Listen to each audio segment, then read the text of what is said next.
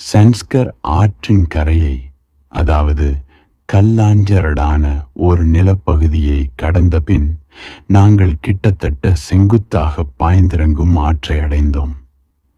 நொப்பும் நுரையுமாக பாறைப்படுகையில் பாய்ந்து வருகையிலுடன் பாறை துண்டுகளும் அடித்து வரப்பட்டதால் ஆறு பெரும் உருமலுடன் நகர்ந்தது. தென்பகுதியின் மழையினால் திரண்டு இருகரை தொட்டு நகர்ந்த ஆறு வடக்கே சிந்து நதியை நோக்கிய தனது பயணத்தின் ஆவலில் மலை இடுக்குகள் வழியாக சீற்றத்துடன் இறங்கியது. பாதை அவ்வப்போது எங்களை ஆற்றின் விளிம்புக்கு அழைத்துச் சென்றது. அங்கெல்லாம் ஆற்றின் உருமல் காதை செவிடாக்கும் இடியோசை போல ஒலித்தது. மேல் தெரித்த சில்லிட்ட நீர் மேலிருந்து கால்வரை எங்களை நனைத்தது. பாதை மேலேறத் தொடங்கி நாங்கள் ஆற்றின் வன்போக்கிலிருந்து விலகிய போது எனக்கு நிம்மதியாக இருந்தது. ஆனால் அங்கேயும் மலையின் பின்னால் மறைந்த சூரியனால் நிழல் பரவி எங்களை குளிர் சூழ்ந்தது. சொற்ப மரங்களையும் அவற்றுக்கு நடுவே கைவிடப்பட்டது போன்ற துயருடன் தனிமையில் அமர்ந்திருந்த ஒரு கிராமத்தையும் கொண்ட இன்னொரு சமவெளியை அடைந்தபோது ஏறத்தாழ மாலையாகிவிட்டிருந்தது. இங்கேதான் இரவை கழிக்கவிருக்கிறோம், யோகானந்தர் சொன்னார். 5 மணி நேர நீண்ட நடைக்குப் பின் அவர் பேசிய முதல் வார்த்தைகள் இவை. அருகே இருந்த வீட்டை நோக்கி நடந்தோம். கூச்சலும் விளையாட்டுமாய்ச் கந்தையுடைகளுடன் மேலெல்லாம் புழுதி படிந்த ஒரு சிறுவர் கூட்டம் எங்களை நோக்கி வந்தது. அவர்களோடு துள்ளி குறைத்தபடி நாய்களும் வந்தன. சிறுவர்கள் எங்கள் கைகளையும் சட்டையையும் இறுக பிடித்தவர்களாய் அங்கிருந்த மிகப்பெரிய வீடு நோக்கி அழைத்துச் சென்றனர். சன்ஸ்கரின் வழக்கப்படி நாங்கள் தொழுவத்தில் நுழைந்து ஏணி வழியாக வீட்டினர் வசிக்கும் முதல் தளத்துக்கு சென்றோம். வீட்டு சொந்தக்காரர் விருந்தோம்பலுடன் எங்களை கணப்புவுக்கு அருகில் அழைத்தார். அங்கே நாங்கள் மட்டுமே விருந்தினர்கள் இல்லை என்பதை உணர்ந்தோம். தலைப்பாகை அணிந்த நெடிய உருவம் கொண்ட ஓர் இந்தியர் முக்காலியில் அமர்ந்து சாம்பாவை உள்ளே தள்ளி கொண்டிருந்தார். அவர் முகத்தில் இருந்த ஏதோ ஒன்று அவரை எனக்கு பிடிக்க ஒட்டாமல் செய்தது. மினுக்மினுக்கென ஒளிவிட்டு கொண்டிருந்த மெழுகுதிரிகளின் வெளிச்சத்தில் எங்களது வரவை அவர் விரும்பவில்லை என்பதை என்னால் உணர முடிந்தது. சாம்பா கிண்ணத்தை அவர் கீழே வைத்துவிட்டு தன் முழு உயரத்துக்கும் எழுந்து நின்றார். தலை போய் கூரையில் முட்டுவது போல் இருந்தது. இந்திய முறைப்படி கைகளை குவித்து யோகானந்தரை பார்த்து நமஸ்தே என்றார். என்னை ஓர் பொருட்டாகவே எண்ணாமல் அமர்ந்து மீண்டும் சாப்பாட்டை தொடர்ந்தார். அந்த உயரமான இந்தியரின் முன்னிலையில் இருக்கையில் ஏதோ விசித்திரமான ஒன்று என் மனதை நிறைத்தது. இது எங்களது கடைசி சந்திப்பு அல்ல, மாறாக விதி பின்னவிற்கும் என பயணம் எனும் சித்திர தொங்கல் ஆடையின் முதல் முடிச்சு. யோகானந்தரை அவர் வணங்கியது எல்லா சாதுக்களுக்கும் மரபாக அளிக்கப்படும் மரியாதை. அது போலியாக தோன்றியது. அதே நேரம் இதை நான் மிகைப்படுத்திக் கொள்கிறேனோ என்றொரு எண்ணமும் ஓடியது. சூரிய தாக்குதலுக்கு ஆளானதன் ஆரம்ப அறிகுறிகள் போல எனக்கு கடும் சோர்வும் தலை சுற்றலும் ஏற்பட்டது. ஒரு கோப்பை வெண்ணெய் தேநீருக்கு பின் சமநிலை மீண்டது. அதிலும் குறிப்பாக யோகானந்தரும் கருத்த சருமம் கொண்ட அந்த இந்தியரும் இந்தியில் இயல்பாக உரையாட ஆரம்பித்த போது என் சாம்பாவுக்கு பின் உள்ளூர் பியரான சாங்கை குடித்தோம். சற்றே போதை, அதோடு பீடித்திருந்த அச்சங்களும் விலகிவிட்டிருக்க கவனத்தை சட்டிபானைகளை உருட்டியபடி கணப்புக்கு இப்படி அப்படி போய் வந்து கொண்டிருந்த வீட்டு சொந்தக்காரரின் இளம் மனைவி மீது திருப்பினேன். திரண்டு தழும்பிய இடை, திடகாத்திரமான உடம்பு, பாரம்பரிய அலங்கார தலையணியின் முடிவில் கொத்தாக வண்ண மணிக்கற்கள். நீண்ட காலத்துக்கு பின் சிற்றின்ப எண்ணம் என் மனதுக்குள் மீண்டும் நுழைந்தது. கணப்பில் எரிந்த நறுமணமிக்க மரங்களின் வெம்மையில் நானும் அப்பெண்ணும் சேர்ந்து யோகானந்தரே வியக்கும் அளவுக்கு யோகாசனங்கள் செய்வது போன்ற கற்பனையில் மூழ்கினேன். அறையை விட்டு வெளியேறும் முன் அவள் நைச்சியமாக என்னை ஓரக்கண் பார்வை பார்த்தாள். உன் மனதில் என்னோடு என்ன செய்து கொண்டிருக்கிறாய் என்பது எனக்கு தெரியும் என்பது போல. துரதிர்ஷ்டவசமாக அவள் 4 பிள்ளைகளுக்கு தாய், வீட்டு சொந்தக்காரரின் மனைவி. சன்ஸ்காரிகள் எஸ்கிமோக்களைப் போல விருந்தோம்பல் தெரிந்தவர்கள் அல்லர். விருந்தாளி விரும்பினால் விருந்துக்குப் பிறகு தரும் இனிப்பைப் போல அவருக்கு தம் மனைவியை அளிப்பார்கள் எஸ்கிமோக்கள். அந்த ஒயிலாள் வீட்டு சொந்தக்காரருக்கு மட்டுமல்ல, அந்த மாலை நேரத்தில் வெளியே போயிருந்த அவரது தம்பிக்கும் மனைவியாம். அந்த குழந்தைகளும் சிலவாவது அந்த தம்பியுடையவைதானாம். அவை மூத்தவரை பெரியப்பா என்றும் இளைய சகோதரரை சித்தப்பா என்றும் அழைத்தன. நடு இரவில் உறங்கும் பைக்குள் இருந்து வெளியேறி என் கைவிளக்கை இறுகப் பிடித்தேன். சலனமற்று கிடந்த யோகானந்தரின் உடலை மிதித்து கொண்டு கழிவறை என்று அழைக்கப்பட்ட இடத்தை தேடிச் சென்றேன். சான்ஸ்கரில் வழக்கமாக அவை முதல் தளத்தில் அமைந்திருக்கும், மனிதர்களுக்கென ஒதுக்கப்பட்டிருக்கும். மூலையில் ஒரு சதுர வடிவ பள்ளம். அதன் மீது ஏறி குத்து காலிட்டு உட்கார்ந்து வேலையை முடிக்க வேண்டும். பிறகு மண்வெட்டியை எடுத்து அருகே கூடையில் வைக்கப்பட்டிருக்கும் உலர்ந்த மண்ணை அள்ளி போட்டு அதிலிருந்து கிளம்பும் கெட்ட வாடையை மறைக்க வேண்டும். சில வீடுகளில் மண்ணுக்கு பதில் பொடியாக நறுக்கிய வைக்கோல் வைக்கப்பட்டிருக்கும். வீட்டில் இருக்கும் நபர்களின் எண்ணிக்கையை பொறுத்து பள்ளத்துக்கு கீழே சேருவதை வாரத்துக்கு 2 முறை என்ற கணக்கில் சுத்தம் செய்வார்கள். பணக்கார வீடுகளில் இதை பண்ணை ஆட்கள் சேர்த்தார்கள். கழிவை அவர்கள் உரமாக வயல்களில் விசிறி விடுவார்கள். இந்த பகுதியில் கிடைக்கும் ஒரே உரம் இதுதான். சடையெருமை மற்றுமுள்ள விலங்குகள் கழிக்கும் சமாச்சாரங்களை பொறுப்பாக சேகரித்து தட்டி காய வைத்து அடுப்பெரிக்க பயன்படுத்துவார்கள். மரங்களை எரிபொருளாக பயன்படுத்தினால் பள்ளத்தாக்கு சீக்கிரமே தரிசாகிவிடும். கழிவறை பள்ளத்துக்கு மேல் குத்து காலிட்டு அமர்ந்திருந்தேன். லாமா ஒருவர் தன் பின்பக்கத்தை ஓடை பக்கம் காண்பிக்க, மறுகணமே சொத்தென்று மலம் தண்ணீருக்குள் விழுந்த சத்தம் கேட்டு அவர் ஞானமடைந்தார் என்று அங்கு காலம் காலமாக வழங்கப்பட்டு வரும் கதையொன்று என் நினைவில் வந்தது. புரிந்து கொள்பவர்களுக்கு எல்லாமே புனிதம்தான். ஆனால் நான் விதிவிலக்கு. முன்பை விடவும் ஞானம் கிட்டுவதற்கு தொலைவில் இருந்தேன்.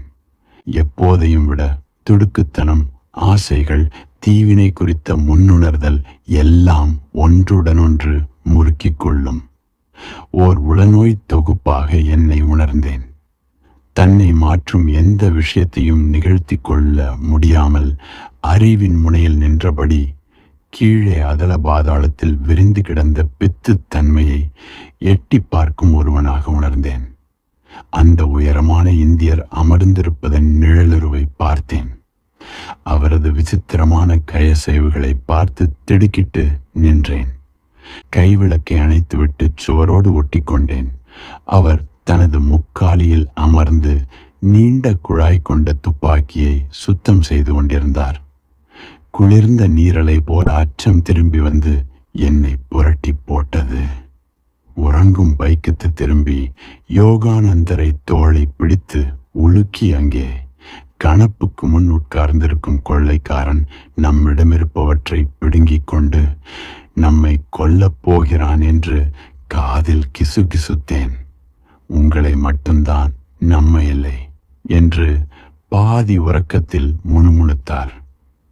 துப்பாக்கி கட்டையால் உங்களது தலையில் அடிப்பார். அவர் ஒரு வேட்டைக்காரர். நீலச் செம்மறிகளை மட்டுமே கொல்வார். அந்த நள்ளிரவில் 12 தலைகள் கொண்ட ஒரு கோர உருவம் என் முன் தோன்றியது. அதன் உடலெங்கும் கண்ணாடி போல ஒளிர்ந்த பச்சை செதில்களில் என் முகம் வளைந்து திரிந்த 100 பிம்பங்களாக பிரதிபலித்தது. எனக்கு மேலே நல்ல கொழுத்த கைகள் அசைந்து கொண்டிருந்தன. அவற்றின் எண்ணற்ற விரல்கள் ஒரே நேரத்தில் என்னை அழைக்கவும் எனக்கு பீதியூட்டவும் செய்தன. 12 உடம்பின் கீழ்ப்புறத்தில் கடைசியாக அமைந்திருந்த தலை பற்களை கொடூரமாக காட்டி நிற்கும் கருப்பு எருதின் தலையை போன்றிருந்தது. அத்தலையிலிருந்து கிளம்பியிருந்த சிறிய தலைகள் இழிக்கும் திராட்சைகளைப் போல தோன்றின. அவற்றிலும் சிறிய தலைகள் நெற்றியிலிருந்து சதை புடைப்புகள் போல நீட்டிக்கொண்டிருந்தன. அதன் சிறிய கூரான நாக்கு வாய்க்குள் தீப்பிழம்பு போல அசைந்தது. ஒரு சிவப்பு பிசாசு தலை கரைபடிந்த தன் கடைவாய் பற்களை காட்டியபடி அதன் பல கொம்புகள் வழியாக என்னை முறைத்தது. வாய்ப்பிழந்த மண்டையோடுகள் அதன் தலையுச்சியிலிருந்து நீட்டிக்கொண்டிருந்தன. இப்படி நடுங்க வைக்கும் முகங்கள் ஒன்றன் மீது ஒன்றாக அமைந்திருந்தாலும் உச்சியில் தெய்வாம்சம் பொருந்திய புரிதலும் அமைதியும் தவழும் முகம் ஒன்று இருந்தது. என் முன்னே அந்த அரக்க உருவம் நடனமாடியது. ஏராளமான அதன் அருவருப்பூட்டும் வண்ணங்களின் பிரதிபலிப்பில் உடம்பை வளைத்து குலுக்கியது. அவற்றில் என் முகத்தின் கோணல் மாணலான பிரதிபலிப்புகளும் இருந்தன. அது தன் கைகளை நாற்புறமும் சுழற்றியபடி உளுத்து போய் வளைந்து கொண்டிருக்கும் கழிகளாலான ஏராளம் ஓட்டைகள் கொண்ட தொங்கு பாலத்தை நோக்கி என்னை தள்ளியது. காற்று வலுத்து வீசுகையில் அச்சமூட்டும் வகையில் பாலம் ஊசலாடியது. எருதின் வாயிலிருந்து கடும் மூச்சு நரகத்தின் நெருப்பு போல. நான் அந்த பக்கம் போக விரும்பவில்லை. அரக உருவத்தின் பச்சை செதில்களில் பிரதிபலித்த 100கணக்கான முகங்கள் கதறின. வெறுப்பு தொடங்கி திகில் வரை, பரிகாசம் தொட்டு கசப்புணர்வு வரை, அலட்சிய பாவம் முதல் கிளர்ச்சி வரை, அரக்க உருவத்தின் உணர்ச்சிகளை பிரதிபலித்தார் போன்று இம்முகங்கள் ஒவ்வொன்றும் மற்றதனின்றும் சற்றே வேறுபட்டு காணப்பட்டன. எடையற்ற தன்மையை உணர்ந்தேன்.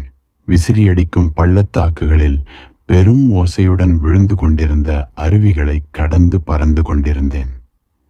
பாறைகளுக்கிடையே தன் வளைந்து நெளிந்த பாதையில் கொந்தளித்து நகர்ந்த ஆற்றையொட்டி பறந்து கொண்டிருந்தேன்.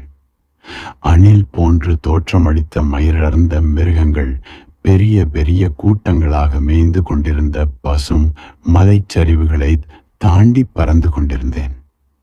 பிறகு மேகங்களை கடந்து வேகமாக ஒரு கணவாயை நோக்கி கீழிறங்கத் தொடங்கினேன். உறைய வைக்கும் மூடு பனியை கிழித்தபடி நான் அந்த பக்கம் தோன்றினேன். கண்ட நிலத்தோற்றம் என்னை நெகிழச் செய்தது. சொல்லப்போனால் அதிர்ச்சிக்குள்ளாகியது. காற்றில் மிதப்பதை வன்காற்றுடன் சேர்ந்து செங்குத்து பாறைகள் ஆட்கொண்டன.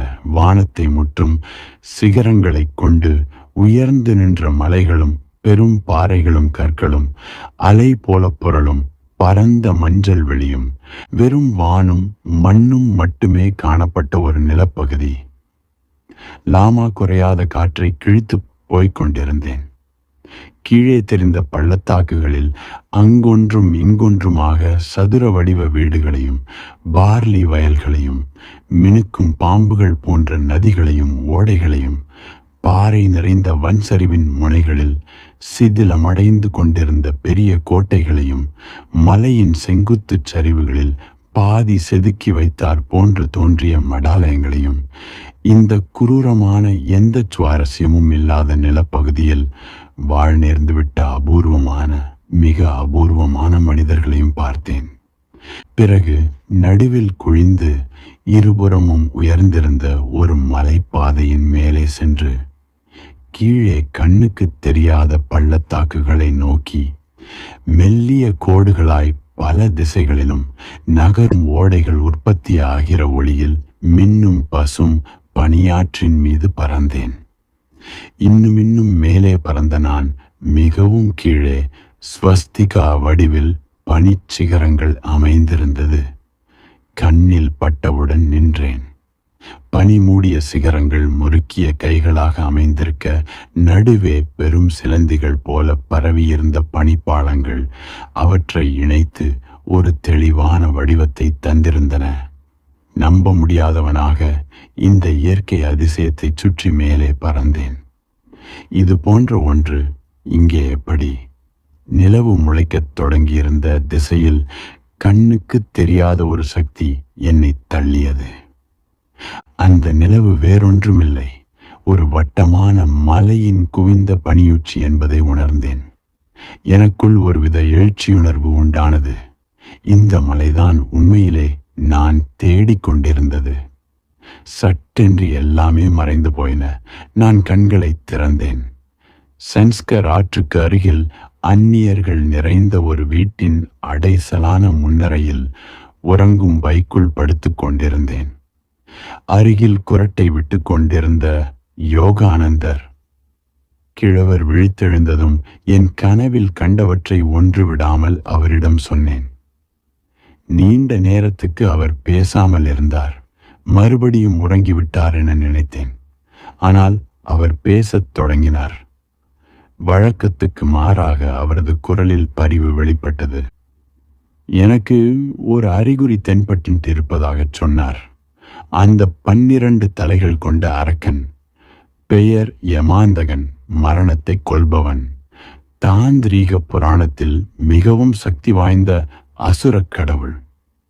எருமை தலை மரணத்தின் கடவுளான யமனை குறிக்கிறது. யமன் உண்மையில் கருணை மிக்க கடவுளான அவலோகிதேஸ்வரன் ஆவான். இறந்தோரின் தலைவனும் அவர்களுக்கு தீர்ப்பிடுபவனும் அவனே. துயருறுதல் வழி மக்களை மாயையின் எல்லைகள் தாண்டி விழிப்பு நிலைக்கு அழைத்துச் செல்பவன். குரூர உருவங்களின் உச்சியில் நீ கண்டது மஞ்சுஸ்ரீயின் தலை. மரணமே கூட மாயையன்றி வேறில்லை என்பதை தொடர்ந்து உறுதிப்படுத்தி கொண்டிருப்பவள். யமாந்தகன் மனிதரின் இருமை நிலையை பிரதிபலிப்பவன். எருமை தலை உடலும் இயல்பூக்கங்களும் கலந்த மிருகநிலை. மஞ்சுஸ்ரீ மனிதனின் ஆன்மீக நிலை. உடலாக மனிதன் அழிந்து படக்கூடியவன், ஆனால் ஆன்மாவாக மரணமற்றவன் என்றார் யோகானந்தர். ஒவ்வொரு மனிதனும் மற்றனைவரும் என்னிலும் குறைந்தவரல்லர். யமாந்தகன் ஒரு மிருகம், பேய் மற்றும் கடவுள். ஆக்கமும் அழிக்கவும் செய்யும் வாழ்வாற்றலின் குறியீடு. வாழ்நாளெல்லாம் ஆன்மீகத்திலும் உணர்வு நிலையிலும் முதிர்ச்சி பெற்று மாயையின் கண்ணிகளிலிருந்து நிரந்தரமாக நான் தப்பிக்க முடியும் என்பதன் தனிப்பட்ட குறியீடும் அது. எனக்கு இன்னொரு அறிகுறியும் தரப்பட்டதாக அவர் சொன்னார். பனிமூடிய மலை சிகரம் மேரு எனப்படும் கைலாயம். அது ஒரு பனி ஆபரணம், பிரபஞ்ச மண்டலத்தின் மையம். அதன் சரிவுகளில்தான் சிந்து, சட்லெஜ், கங்கை, பிரம்மபுத்திரா ஆகிய பேராறுகள் தோன்றுகின்றன. பிரபஞ்ச மண்டலத்தின் மையமுமாகும். ஸ்வஸ்திகா வடிவிலான மலைகள் முடிவற்ற படைப்பூக்கத்தின் குறியீடு. சந்தேகமே இல்லை, தாந்திரீகம் உங்களை சுவீகரித்து கொண்டு விட்டது என்றார். இப்போது நான் எதிர்கொள்வது தீவினை. ஆபத்தான இடுங்கிய பாதை வழியாக மரணத்துக்கு அல்லது மீட்புக்கு அல்லது இரண்டுக்குமே செல்லக்கூடிய வாய்ப்பு காத்திருக்கிறது. இது மறைபொருள் போலிருக்கிறது, கவித்துவமாகவும் கூட என்றேன். ஆனால் நிச்சயம் உண்மை வேறாக இருக்கும். விழித்தபின் கனவுகளை வழிகாட்டி நூலாக பயன்படுத்த உந்தும் ஆசை வலுவானது. ஒரு விளையாட்டாக இருக்கும் வரையே கனவுகளுக்கான விளக்கங்கள் சுவாரஸ்யமானவை. கனவுகளில் நம்மை வழிநடத்தும் குறிப்புகளை தேடத் தொடங்கினால் அது ஆபத்தாகிவிடும். ஏன் என்றார் யோகானந்தர். நீங்கள் கனவு காணும்போது எல்லாமே உண்மையாக தோன்றியது. விழித்திருக்கும் போது நான் விழித்து கொண்டு விட்டேன் என்பதை நீங்கள் வலியுறுத்தும் போது நிகழ்கால அனுபவங்கள் மட்டுமே உண்மையானவை. இதற்கு முன் நடந்தவை யாவுமே கனவு என்று சொல்கிறீர்கள். ஏன் அது நீங்கள் சொல்வதன் மறுதலையாக இருக்கக்கூடாது? அதாவது உங்களது கனவுதான் உண்மையான யாதார்த்தம் என்று. நிச்சயமாக என்னால் இதை நிரூபிக்க முடியாது என்றேன். ஆனால் நடு இரவில் நான் கண்டது கனவுதான் என்று சத்தியம் செய்ய முடியும். ஏனென்றால் இப்போது நாம் பேசிக்கொண்டிருப்பது நிஜமில்லையா? எப்படி அவ்வளவு நிச்சயமாக சொல்கிறீர்கள்? கனவில் நீங்கள் உணர்ந்தது இப்பொழுது நீங்கள் உணர்ந்து கொண்டிருப்பதன் ஒரு பகுதி. நீங்கள் எதை உணர்ந்தாலும் அதை அதன் கணத்தில் தான் உணர்கிறீர்கள். உங்களது கனவு குறித்த விளக்கங்கள் அந்த கனவின் அர்த்தங்களுக்கு பொருந்தாதவை. உங்களது கனவை கொண்டு அல்லது அதை காரணமாக வைத்து நீங்கள் என்ன செய்ய போகிறீர்கள் என்பதே இங்கு முக்கியம். கனவுகள் உண்மைதான். இருட்டுக்குள் இருக்கும் நமது விழிப்பு நிலையின் சில மூலைகளை அவை வெளிச்சமிட்டு காட்டுகின்றன. கனவின் போது இருண்டிருக்கும் மூலைகளில் விழிப்பு நிலை தனது வெளிச்சத்தை பாய்ச்சுவது போல. இந்த இரண்டு நிலைகளையும் நீங்கள் இணைக்க வேண்டும், ஒன்று சேர்க்க வேண்டும். விழிப்பு நிலையை சாதகமாக பயன்படுத்திக் கொள்வது எப்படி என்பது உங்களுக்கு தெரியும். ஏன் கனவையும் அப்படி பயன்படுத்திக் கொள்ளக்கூடாது? அவர் சிரித்தார். விரும்பினால் விழிப்பு நிலையில் போலவே கனவிலும் நீங்கள் சுதந்திரமாக குறிப்பிட்ட நோக்கத்துடன் செயல்படலாம். கனவுகளை உங்களது ஒற்றர்களாக பழக்கிக் கொள்ளலாம். உங்களது வாழ்க்கை பயணத்தில் ஆபத்துகளை முன்னறிவிக்க அவற்றை உபயோகப்படுத்திக் கொள்ளலாம். குருடனுக்கு கைக்கோல் போல வழியில் உள்ள தடைகளை அறிய கனவுகள் உங்களுக்கு உதவும். கடந்த இரவின் கனவுக்குள் நுழைந்து மீண்டும் அதை காணச் சொன்னார் யோகானந்தர். ஆனால் இம்முறை முடிவிலிருந்து தொடக்கம் நோக்கி. இதில் வெற்றி பெற்றால் கனவு யோக நிலையின் இதனினும் கடின நிலைகளை நான் கற்கலாம். உறங்குவதற்கு முன் கனவுகளை எப்படி எனக்குள் அழைப்பது, கனவு தொடங்கியதும் அதனை எந்த வழியில் செலுத்துவது என்பதையெல்லாம் தெரிந்து கொள்ளலாம். கனவில் நான் மிருகங்களாக, பாறைகளாக, மற்ற மனிதர்களாக உருமாறிக்கொள்ளலாம். எல்லாவித அறிதல் நிலைகளையும் நான் அடையக்கூடும். இறுதியில் எப்போது நான் விழித்தெழ வேண்டும் என்பதையும் கனவிலேயே நான் காண முடியும். நடுப்பகலிலும் என்னால் கனவு காண முடியும். கனவு யோக நிலை எனக்கு ஒத்து வராது என்றேன். விருப்பத்துக்கேற்ப கனவுகளை வளைப்பது என்னால் முடியாது. அதைவிடவும் ஒரு மிருகமாகவோ ஒரு துண்டு காகிதமாகவோ மாறுவதும் எனக்கு சாத்தியமில்லை. இது சரிப்பட்டு வராது என்று நினைக்கிறேன். அமர்ந்த இடத்திலிருந்து மேலெழுந்து அப்படியே அந்தரத்தில் மிதப்பது, மறு அவதாரம் தம்மோ எனப்படும் அகநெருப்பை கொண்டு ஒருவரை கதகதப்பாக்கிக் கொள்வது போன்ற திபெத்திய நாட்டுப்புற கதைகளின் ஒரு பகுதி இது. சரி என்றார் அவர். இதை அப்படியே மறந்து விடுவோம்.